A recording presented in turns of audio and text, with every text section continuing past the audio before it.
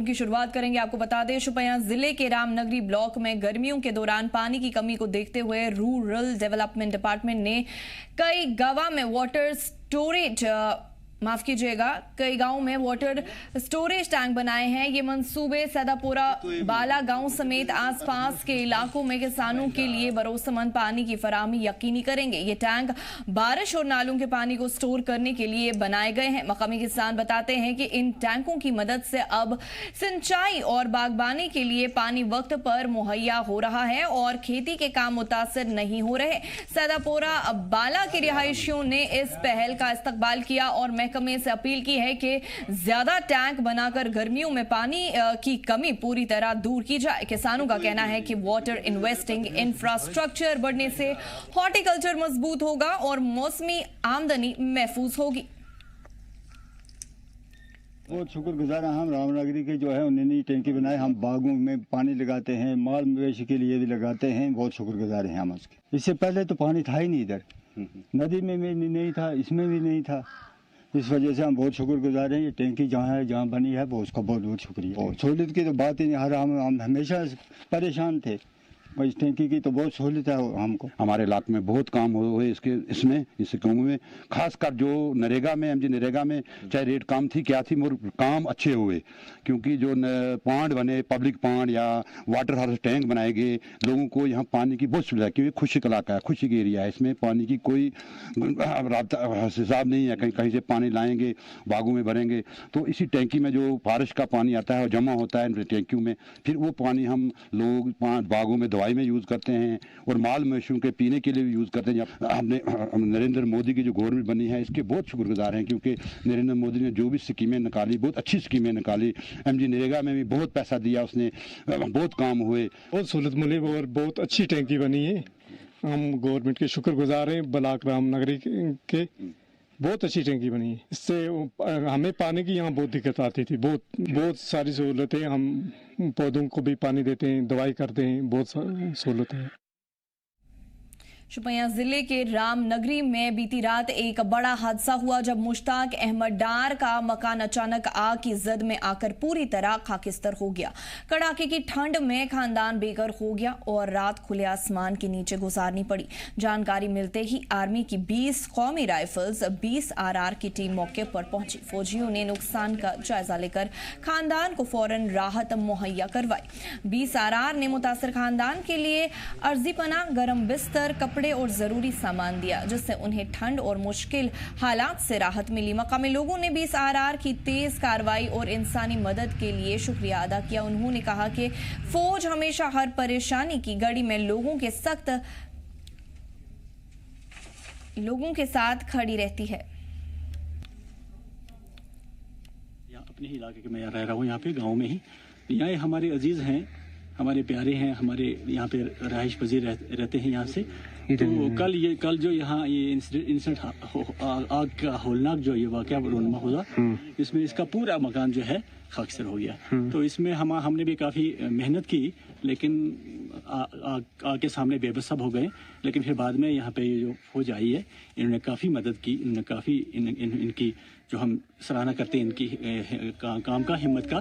तो इन्होंने यहाँ पे आग पे ये काबू पा लिया। आर्मी के जरिए से मैंने जो देख रहा हूँ, अभी भी देख रहा हूँ और कल से भी मैं देख रहा हूँ, इन्होंने काफ़ी हिम्मत की, काफ़ी मेहनत की। इनको रिहेबिलिटेट करने के लिए इनको यहाँ पे टेंट यहाँ पे खड़ा करने की कोशिश की, टेंट भी दे दिया और राशन भी दे दिया उनको। शायद खुर्दनी जो है नकद इमदाद भी की उन्होंने। तो इसके लिए हम इनके तहे दिल से शुक्रगुजार हैं। ये मुश्ताक अहमद डार रामनगरी का रहने वाला। आग लग गए 5 बजे 5 मिनट। इस पे तो कोई किसी का शक नहीं, ना कह सकूंगा। यहाँ से हम गया बाग तक, वहां से आया वापस, आग लगी हुई है, ना निकला कुछ नहीं। हेल्प गांव वालों ने भी किया, जो इसने आग बुझाया, और फौज भी शाम उसी टाइम फौज भी पहुंच गए। उसी टाइम इसने भी हिम्मत किया आग बुझाने के लिए। और जो राशन, ये टेंट इन्हें सवेरे पहुंचाया। कुपवारा के एमएलए मीर मोहम्मद फयाज ने बटपुरा, कुपवारा और तरमनद सड़क का इफ्तिताह करके इसे अवाम के नाम वक्फ किया। ये सड़क इलाके के लोगों की पुरानी मांग थी। इसके बनने से लोगों को आसान आमदोरफ्त और बेहतर राब्ता मिलेगा। एमएलए ने कहा कि अवाम की सिक्योरिटी और सड़क जैसा बुनियादी ढांचा मजबूत करना उनकी पहली तरजीह है। उन्होंने बताया कि ये सड़क इलाके की तरक्की के सफर में एक अहम कदम है और इससे तालीम, हेल्थ और कारोबार जैसी सहूलियात तक पहुंचना और आसान होगा। मकामी लोगों ने इस मंसूबे की कामयाबी पर खुशी जताई और एमएलए मीर मोहम्मद फयाज का शुक्रिया अदा किया। ये जो हमारे अफसर हजरात है PMGSY के, मैं इनका शुक्रिया अदा करता हूं कि इन्होंने जो सर्वे इसमें किया है बहुत अच्छी तरह से यहाँ के लोगों के साथ मिलकर हर एक बस्ती में जो है ये रोड पहुंचेगा। और यहाँ के आवाम की भी यही डिमांड थी कि यहाँ पे ये रोड जो है इस बस्ती के बीच में जाना चाहिए, ताकि इन लोगों की जो परेशानी थी, इनको जो इनके बच्चे जो यहाँ से बहुत दूर जंगल के बीच में इनको जाना पड़ता था स्कूल, तो उसमें इनको जो है आसाइश होगी। जनाब एमएलए साहब का शुक्रिया अदा करता हूँ। 1965 में ये फॉरेस्ट की रोड थी। आज तक 1965 से आज तक किसी ने हमें नहीं पूछा। तो पिछले साल हमारा वो कुछ 1-2 महीने पहले हमारा मैग्डमाइज भी हो गया, वो रोड भी पारला भी, ये रोड भी। इसमें 7 करोड़ का ये प्रोजेक्ट है। तो इंशाअल्लाह एमएलए साहब ने इनागुरेशन किया। हम एमएलए साहब के मशकूर हैं। तो जो डिपार्टमेंट के जो हमारा PMGSY का डिपार्टमेंट है उनके भी मशकूर हैं। तो इन्होंने जहाँ का एमएलए साहब ने इनागुरेशन किया और साथ उसके PMGSY के अफसर भी थे, उनके भी हम मशकूर हैं। तो हम सब लोगों का भी शुक्रिया अदा करते हैं जिन्होंने यहाँ इसमें शमूलियत। तो कितने खुश आप आज? बहुत खुश हैं हम, बहुत खुश हैं, बहुत। जम्मू कश्मीर के DGP नलिन प्रभात ने सैटरडे को कठुआ जिले के हीरानगर का दौरा करके सरहदी इलाकों में सिक्योरिटी हालात का जायजा लिया। इस दौरान उन्होंने गांव रक्षा कमेटी VDG के मेंबरान से मुलाकात करके सरहदी सिक्योरिटी से जुड़ी मालूमात हासिल की। DGP ने मौके पर तैनात सिक्योरिटी फोर्सेस के साथ जायजा मीटिंग की और मौजूदा हालात और सिक्योरिटी हिकमत अमली पर बात की। उन्होंने अफसरान को सरहदी इलाकों में किसी भी सरगर्मी पर अलर्ट नजर रखने और सिक्योरिटी मजबूती से यकीनी बनाने की हिदायत भी दी। इस दौरान DGP ने मकामी लोगों से भी राब्ता किया, उनकी परेशानियां सुनी और यकीन दिलाया कि सिक्योरिटी निजाम को और मजबूत बनाने के लिए तमाम जरूरी कदम उठाए जा रहे हैं। माहिरीन के मुताबिक ये दौरा सरहदी सिक्योरिटी को मजबूत करने और अलर्टनेस बढ़ाने के लिहाज से बेहद अहम माना जा रहा है। सभी सिक्योरिटी व्यवस्था, नेशनल हाईवे की सिक्योरिटी, बॉर्डर रोड्स की सिक्योरिटी, सभी पर अगर आप देखें तो हमारे जो बॉर्डर पुलिस पोस्टों के जवान हैं, हमारे बॉर्डर पुलिस के जो इंचार्ज हैं, सभी जो है वहाँ पर नाका को अलर्ट करके चेकिंग, व्हीकल चेकिंग सभी चल रही है। नेशनल हाईवे को लेकर हमारी जितनी नेशनल हाईवे नाकाज हैं, लखनपुर, राजबाग, लोंडी मोड़, गगवाल, सभी जगहों पर चेकिंग चल रही है। गाड़ियों की तलाशी की जा रही है और जो संदिग्ध व्यक्ति मिलता है उसका आई कार्ड वगैरह चेक किया जाता है।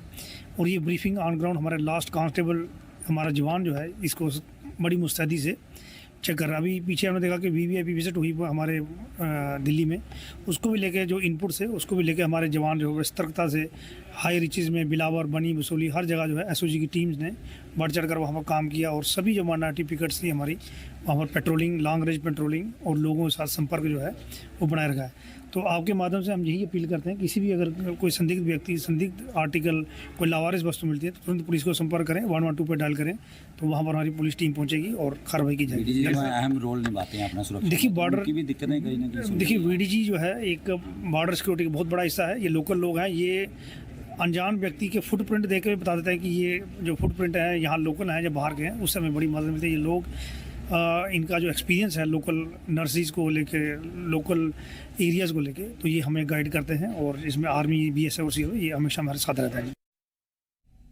साबिक MLA नूर मोहम्मद शेख ने सरकार को खत भेजकर प्राइवेट ट्रांसपोर्ट ऑपरेटर्स की परेशानी को जल्द हल करने की अपील की है। उन्होंने इंतबाह दिया है कि अगर इन मसाइल पर ध्यान नहीं दिया गया तो ट्रांसपोर्ट सेक्टर में आंदोलन या एहतजाज के इम्कान भी बन सकते हैं। पेश रिपोर्ट।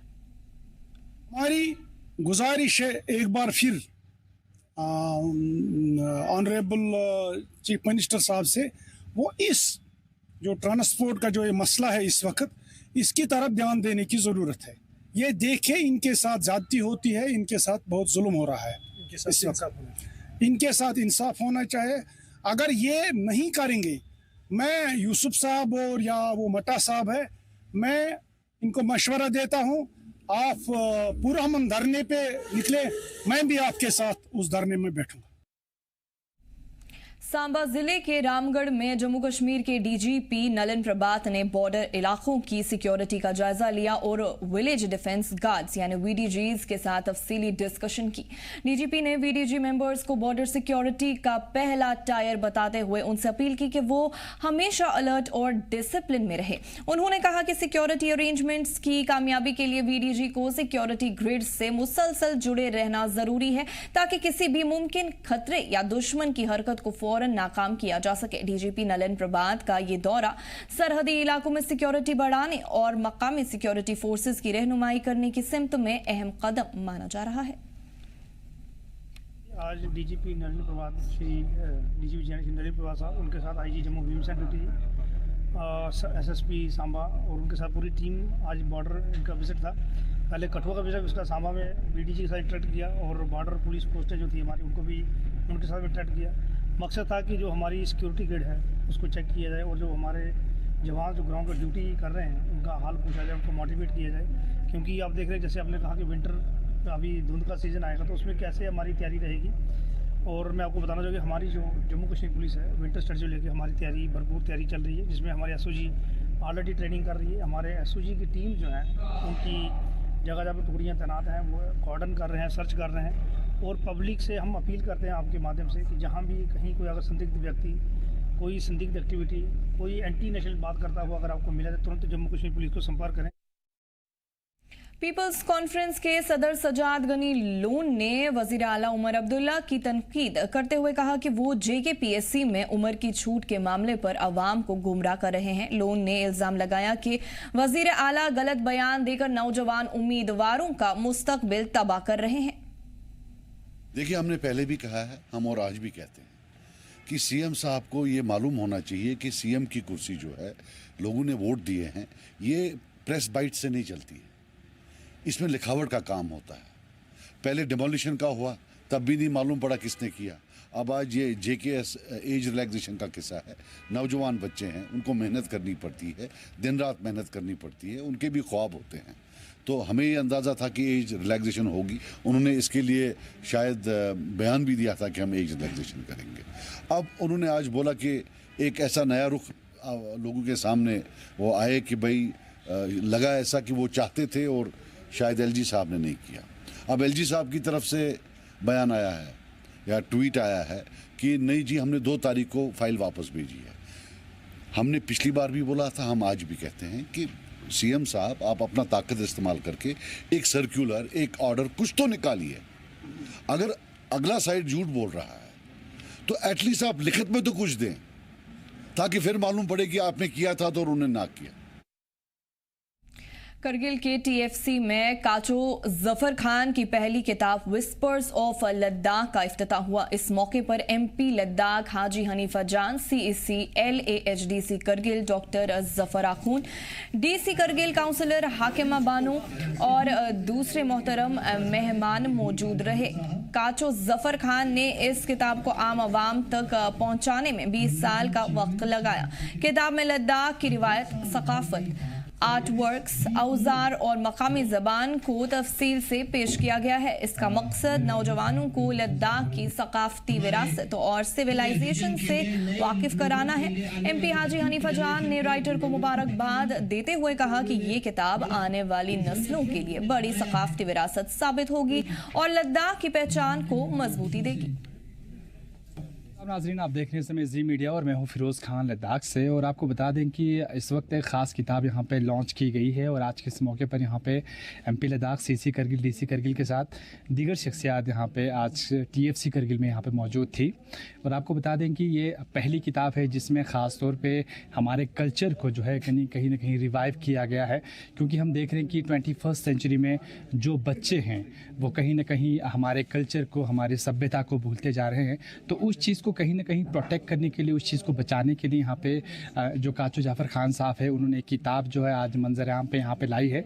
और इनकी ये कोशिश रही है कि जो हमारी जो रिवायात रही हैं, हमारे जो कल्चर हैं, काफ़ी जो पुराने हमारे कल्चर रहे हैं, उसको कहीं ना कहीं इसकी किताब के ज़रिए जो है बच्चों तक, ये लोगों तक जो है यहाँ पे पहुँचाने की यहाँ पे वो कोशिश कर रहे हैं। काचू साहब खुद हमारे साथ यहाँ पे जुड़े हैं, उनसे हम यहाँ पे जाने की कोशिश करेंगे कि आखिर इस किताब को लिखने में उनको कितना वक्त यहाँ पे लगा और कहाँ से जो है लोगों का ख़ास तौर पे इस किताब को लिखने में उनका सपोर्ट रहा। अस्सलाम वालेकुम काचू साहब। जनाब, सबसे पहले तो आपको बहुत बहुत मुबारक। तो हम ये जानना चाहेंगे, जिस तरीके से आपने जो किताब लिखी है विस्पर, तो इस किताब को लिखने में कितना वक्त लगा और इस किताब में क्या क्या चीज़ें आपने स्पेशली लोगों तक पहुंचाने की कोशिश की हैं? बाकी मैंने अपनी किताब में इस तमन्ना से लिखा है हमने कि ये नए नस्ल के लिए, बल्कि अभी जो नस्ल है उनको भी पता नहीं है कि कल्चर क्या है, हमारी ज़ुबान क्या है, दादा दादी क्या पहनता है और खेती बाड़ी किस चीज़ से करता है, कैसे करता है,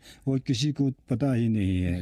इसलिए मैंने उनको अपने हाथ से बनाए हुए नक्शे के इशारे से हमने बनाया है कि खेती बाड़ी इस काम से करता है, ये सामान की ज़रूरत है, ऐसे सामान की ज़रूरत है, और घर में भी ऐसे सामान इस्तेमाल करता है। जैसे कि मैंने आपको पहले भी अर्ज़ किया है, हमने पत्थर के ज़माने का कुछ कोना हमने देखा है।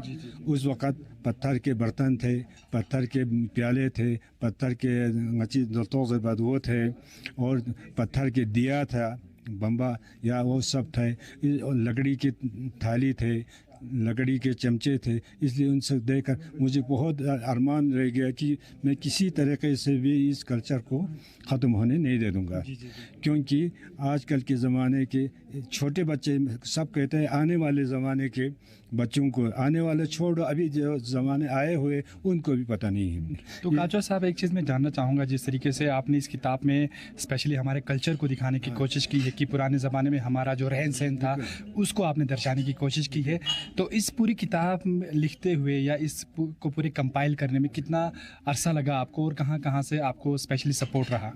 मुझे इसको कोई 15-20 साल हमें लगा है। 15-20 से मैं शुरू कर रहा था, 15-20 साल से शुरू कर रहा था। आहिस्ता आहिस्ता मैंने मवाद जमा किया और देखा। मैंने खुद खेती बाड़ी की थी, हल चलाया था, ताकि मुझे पता था कि ये इसके लिए क्या क्या काम चलता है, क्या क्या ज़रूरत है, क्या क्या नहीं है, वो सब हमको पता था। इसलिए हम गाँव में बैठने की वजह से हमने आहिस्ता आहिस्ता मैंने एक दो करके मवाजम की, कम से कम इसको हम 15-20 साल हमको लग गया है। इसलिए मैंने लोगों को समझाने, बच्चों को समझ आने के लिए नक्शा भी अपने हाथ से बनाया है। आखिर में आप जो हमारी जो नई नस्ल है, जो हमारे यूथ हैं, कहीं ना कहीं हम देख रहे हैं कि हम हमारे कल्चर को भूल रहे हैं, हमारे सकाफत को कहीं ना कहीं पीछे छोड़ते जा रहे हैं, तो उनके लिए क्या पैगाम है? उनके लिए मेरे पैगाम यही है, जो मैंने किताब निकाला है इसको हम भेजने के लिए, पैसे के लिए हमने नहीं बनाया है। इनको लोगों को, बच्चों को सिखाने के लिए, ताकि कल्चर क्या होता है, पुराने ज़माने के क्या होता है, रहन सहन क्या होता है, वो सब इसके लिए कहता है। मैं उनसे अर्ज़ करूँगा बच्चों को किसी भी तरीके से, हर घर से, अपने माँ बाप को भी कहूँगा, उनके बच्चों के माँ बाप को भी करूँगा, स्कूल वालों को भी कहूँ, अगर ये कंपलसरी बना के स्कूलों में अगर सीखा जाए, हमारे कल्चर जिंदा रहेगा। तो इस वक्त आपको बता दें, कहीं ना कहीं काचू जाफ़र खान साहब ने जो एक पहल की है, उसमें कहीं ना कहीं ये दर्शाने की कोशिश की है कि जो हमारी जो पुरानी जो सभ्यता है, हमारा जो कल्चर है, उसको कहीं ना कहीं वो रिवाइव कर सके। क्योंकि हम देख रहे हैं कि 21st सेंचुरी में कहीं ना कहीं हम हमारा जो खान पीन है, हमारा ड्रेसिंग सेंस है, या बाकी तमाम जो चीज़ें हम बोलते जा रहे हैं, तो उस चीज़ को कहीं ना कहीं रिवाइव करने की यहाँ पे कोशिश की है काचू साहब ने। और लगभग आपको ये बता दें कि गुज़श्ता 15-20 सालों से इस किताब के ऊपर जो है ये मेहनत कर रहे थे, और कहीं ना कहीं आज उनकी मेहनत जो है वो यहाँ पे रंग लाई। और आज के इस मौके पर आपको बता दें कि MP Ladakh CC Kargil DC Kargil यहाँ पे आज के इस लॉन्चिंग सेरेमनी के मौके पर यहाँ पे मौजूद थे। मैं फिरोज़ खान, जी मीडिया के लिए, लद्दाख से। कुलगाम जिले के खावतकारी रायवतन असनूर के रिहायशियों ने इंतजामिया की दहाइयों पुरानी नजरअंदाजी पर फिक्र का इजहार किया। उनका कहना है कि गांवों में सड़क की कमी उनकी आम जिंदगी को बेहद मुश्किल बना रही है।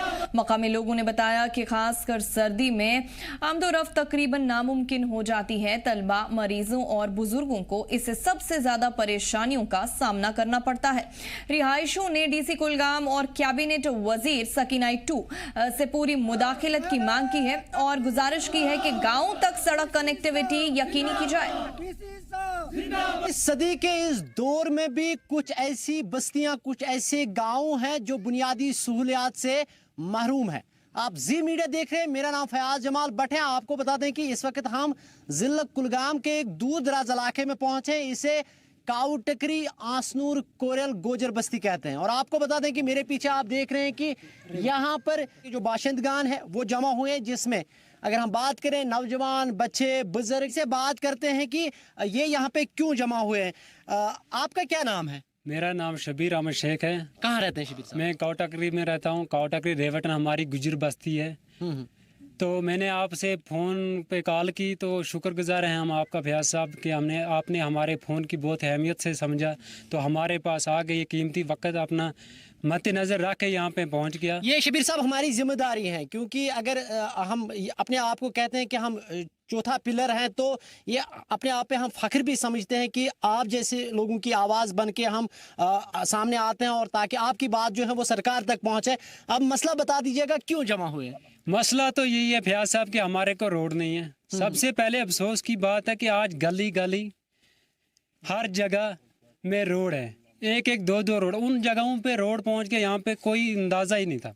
लेकिन बदकिस्मती से कहना पड़ता है हमारी काउटकरी रेवटन गुजर बस्ती में हमारी रोड नहीं है। सबसे ज्यादा अगर मुश्किलात है हमारी कोई तो वो रोड ही की है।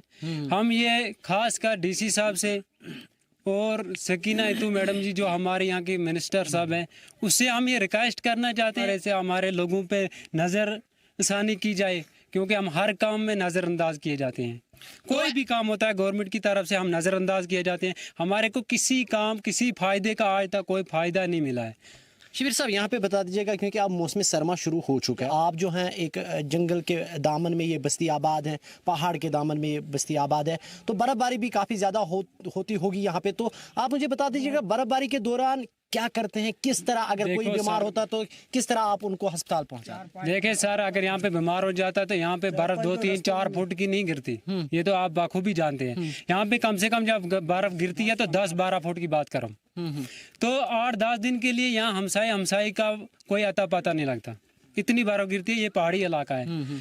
तो अगर यहाँ पे कोई बीमार हो जाए तो नामुमकिन बात है, किसी की किस्मत हो तो वो कहीं रोड तक पहुंच जाता है, ना हो तो वो रास्ते में अपना दम तोड़ देता है। किस तरह आप उनको रोड तक पहुंचा? हम उनको 4 पाई पे 10-12 आदमी जमा करके इधर उधर, 4 पाई का रास्ता भी यहाँ पे नहीं है, 4 पाई पे यहाँ से उठा के रोड तक ले जाते, यहाँ तक वहाँ तक गाड़ी पहुँचती तो नामुमकिन है किसी की जिंदगी हो वो बच जाए, तो वरना रास्ते में बहरहाल लोग यहाँ मरते हैं। तो आप लोग बखूबी अपनी आंखों से देख रहे हैं यहाँ पे कौन सी मुश्किलात हैं, कितनी परेशानी है। अब क्या अपील रहेगी इसी के साथ साथ जो यहाँ की MLA हैं, इस वक्त कैबिनेट मिनिस्टर है सकीना इतू, से क्या अपील करना चाहिए? हमारी तो यही अपील है उनसे, हमें रोड दी जाए।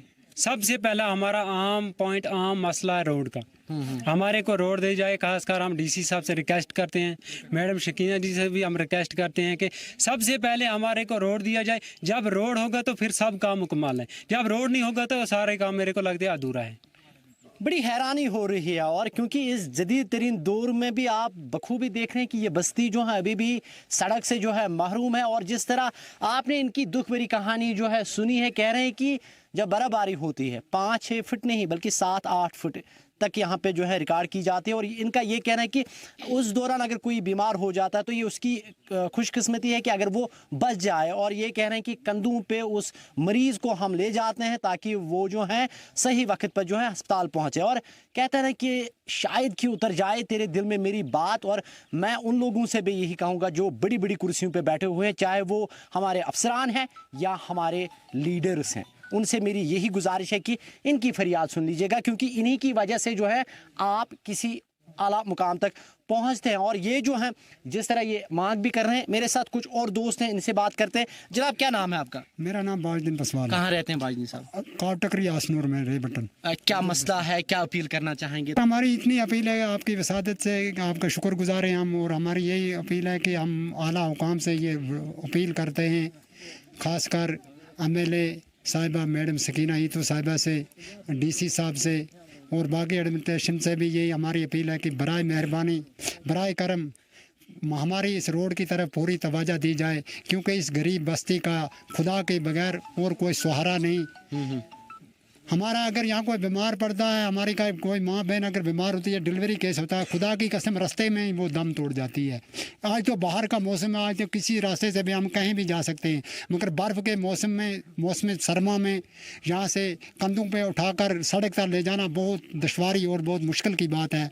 हमारे छोटे छोटे बच्चे हैं, क्योंकि आज 21वीं सदी का दौर है, लिहाजा हम आला हुकाम से गुजारिश करते हैं कि बराए करम खुदा के नाम, क्योंकि इन्हीं लोगों के वसादत से आप लोग ऊंची ऊंची कुर्सियों पे पहुँचे हैं, इन्हीं गरीब लोग, इन गरीब आवाम की वजह से इन्हीं लोगों ने आपको वोट दिया है, क्योंकि उसी वोट की बदौलत आप वहाँ पहुँचे हैं। ये लोग आपकी वसादत से भरपूर अपील करते हैं कि बराए करम हमारी इस मांग पर पूरा तवज्जो दिया जाए। मेरी ये रिक्वेस्ट रहेगी DC साहब से, MLA सकीना साहिबा से कि बराए करम मेहरबानी करके हमारी इस गरीब बस्ती की तरफ तवज्जो दी जाए, हमारा ये रोड का मामला किसी न किसी हद तक उठाया जाए।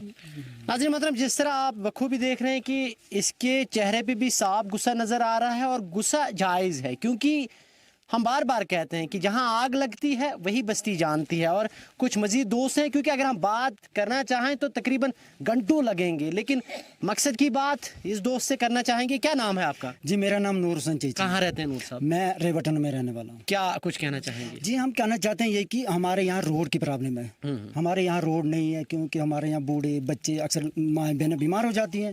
अगर हम कंधे पे उठाएं तो जो एग्रीकल्चर कुनाल है उसके दामन से हम नहीं गुजर सकते। चार पे हमारे कंधों पे नहीं रह सकते, कोई इधर फिसल जाता है, कोई उधर फिसल जाता है, कंधे पे लेना बड़ी मुश्किल होती है। इसलिए हम छोटी लफ्ज़ों में मैं कहता हूँ कि हमारी गुजारिश है DC साहब से, हमारी गुजारिश है मैडम सकीना ईतो साहिबा से, जिसके हम वर्कर भी हैं, हम वोटर भी हैं, मैंने उसको वोट दिया। इंशाल्लाह हम नेशनल पहले से भी थे, आज भी, जब से हम गुज्जर कौम मेरे ख्याल में वजूद में आए तो उसी को वोट देते हैं, NC के बगैर हम किसी को हमने वोट नहीं दिए। लेकिन हम मैडम जी से ये आज कहना चाहते हैं कि जो हमारी ये मुश्किलात है रोड की, ये दूर करें, ताकि हमारे कल बच्चे माएँ बहनें असल तरीके से जा सकें। अगर यहाँ हमारे किसी घर में आग लग जाए, अल्लाह बचाए, अगर गाड़ी यहाँ पहुँचेगी तो बन सकता है कि वो मकान बच सके। अगर गाड़ी ना पहुँची तो हमारा मकान जल के राख भी, ज़मीन भी जल जाएगी। और गाड़ी तभी पहुँचेगी जब रोड वही हम कह रहे हैं कि अगर रोड होगी तो बन सकता है, हमारा मकान बच सकता है, जहाँ भी आग लगे बच सकता है। अच्छा, थोड़ा सा काम मैंने देखा, जब मैं आया तो थोड़ा सा काम मैंने देखा कि हुआ है, वो उस बारे में बता दीजिएगा। वो मदद किसने की है? वो मालिकाने मकान है, वहाँ पे कुनाल पे रहते हैं, उन्होंने अपनी गाड़ी के लिए वो रोड अपने घर तक बनाई है, तकरीबन 200 फुट।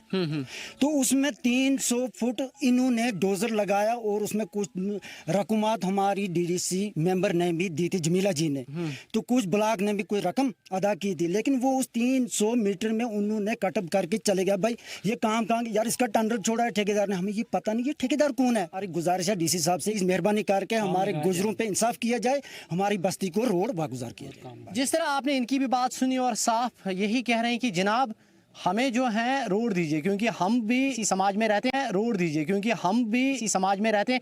मेरे साथ ये बुजुर्ग हैं, इस पे नज़र पड़ रही थी और इनसे मैं जानने की कोशिश करूंगा थोड़ा बहुत, क्योंकि हालांकि बहुत ज़ईफ़ है, लेकिन फिर भी बात करूंगा। हाजी साहब नाम क्या है आपका? अली मोहम्मद पसवाल। कितनी एज क्या है आपकी? उम्र क्या है? 75। हाँ। अच्छा, बचपन से यही रहते हैं आप? हाँ, बचपन से यही। तो इसी तरह आप रोड के बगैर ही जिंदगी पैदल चलता, जिंदगी ऐसे बसर कर ली। अच्छा, आज तक आपने बहुत सारे लीडरान को वोट डाले हैं, क्या मसला हल नहीं हुआ? बस उनको बोलता था, वे बोलता था वोट दो, बस हम आपको रोड देंगे। अच्छा, वोट लेके चले गया तो फिर हमारी परेशान कहीं नहीं, क्योंकि एक बात जी 3 महीना हो गया मेरे को सर्जरी आई है, हार्ट पेशेंट था। अच्छा, हार्ट अटैक हो गया था। फिर ये कंधों पर लेके गया, लेके यहाँ आता रहा, गड़ा यहाँ गिर जाते, गड़े यहाँ गिर जाते थे, 4 पाइप है, रास्ता ही नहीं जा, कोई रोड नहीं। 75 साल आपने गुजारे हैं इसी तरह, आप चाहे बर्फ हो, बारिश हो, कीचड़ हो, जाते थे। अच्छा मुझे बता दीजिए, वो नई नस्ल है, क्योंकि आपके पीछे मुझे जवान भी नजर आ रहे हैं, छोटे बच्चे भी, तो आपको लग रहा है कि हमारे जो अफसरान हैं अब आपका मसला हल करेंगे? इंशाल्लाह उम्मीद है, आपकी वसालत से उम्मीद है हो जाएगा। मतलब आप देख सकते हैं 75 साल का ये बुजुर्ग जो कह रहे हैं कि मेरी हाल ही में एक सर्जरी हुई है हार्ट की, और इनका ये कहना है कि इन लोगों ने मुझे कंधे पे लेके रोड तक पहुंचाया और बाल बाल में बचा, और इनका ये कहना है कि अगर गाड़ी हमारी बस्ती तक पहुंचती तो शायद बहुत आसानी हो जाती। यही कहेंगे कि शायद कि उतर जाए तेरे दिल में मेरी बात, और इनकी यही बात है कि जनाब भी इसी समाज में रहते हैं और हमारा भी हक है, हक ये है कि हमें रोड दीजिए। मतलब हम उम्मीद करेंगे कि ये खबर देखने के बाद जो अरबाब इक़दार में बैठे हुए लोग कि उनकी आंखें जो हैं वो खुल जाएंगी, और ये बरसों की मांग जो है इनकी वो पूरी हो जाएगी, और शायद ये आपके बाल बच्चों को जो है दुआएं देंगे। जी जम्मू कश्मीर लद्दाख के लिए कुलगाम से मैं फयाज जमाल भट्ट।